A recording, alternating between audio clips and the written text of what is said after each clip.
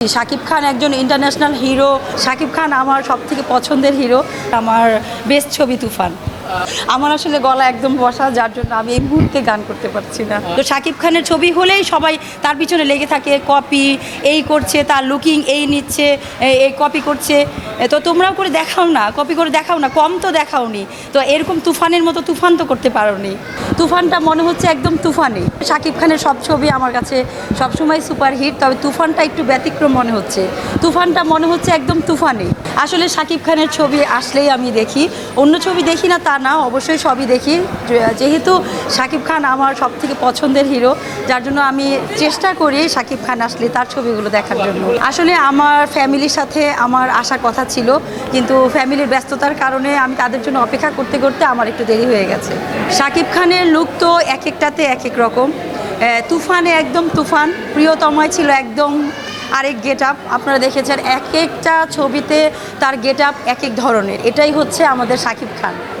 যখনই শাকিব খানের একটা গান আসে, যেমন যখন কোকিলের গান আসে, তখন পুরা হলের মধ্যে এমন একটা আনন্দের জোয়ার ছিল যে সবাই যেন অপেক্ষা করছিল কখন কোকিলের গানটা আসবে।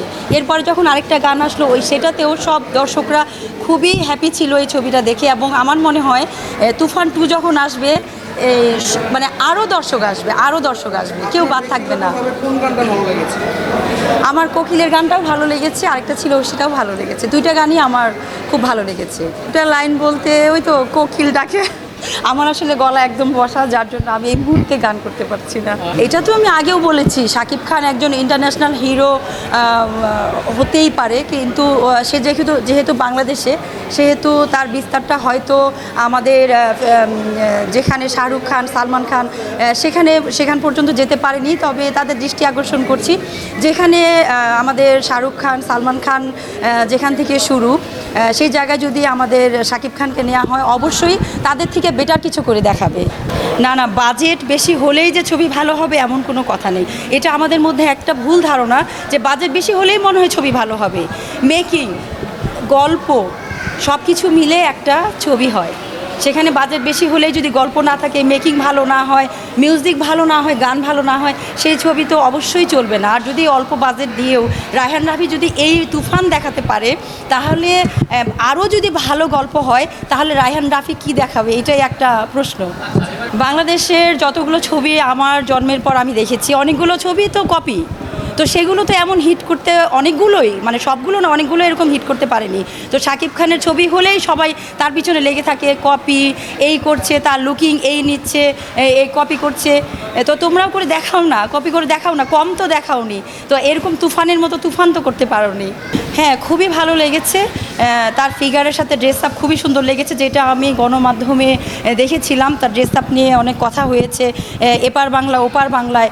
আসলে ওপার বাংলার থেকে যে কথাটা আমরা নেগেটিভ পেয়েছি, এটা আসলে আমরা আশা করিনি। কারণ এই কথাগুলো, নেগেটিভ কথাগুলো বাংলাদেশ থেকেই বেশি হয়। তো সেখানে ইন্ডিয়ান একজন অ্যাক্ট্রেসের কাছ থেকে নেগেটিভ কথা আসলেই আমি আশা করিনি। তো তার ফিগারের সাথে অবশ্যই ড্রেসের সামঞ্জস্যতা ছিল বলেই রায়হান রাফির মতো এত বড় একজন পরিচালক তাকে এমন কস্টিউম দিয়েছে।